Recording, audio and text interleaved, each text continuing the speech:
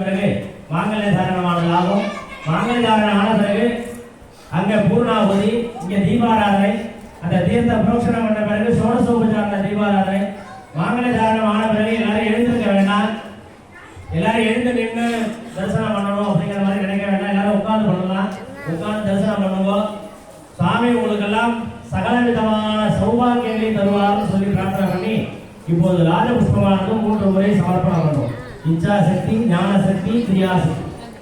ஓம் யுவா சுவாசா ஓம் லாஜே ஜுகோதி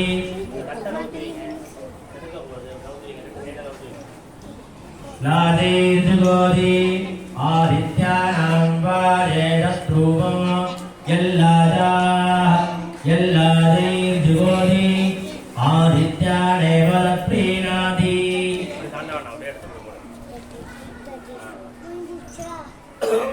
यज्ञेन यज्ञमयदन्त देवाः तानि धर्माणि प्रथमान्यासन् जयगणायं महिमानः सदन्ते यत्र पूर्वे साध्या सन्ति देवाः. ॐ लाशपुष्पादिकं समर्पयामि.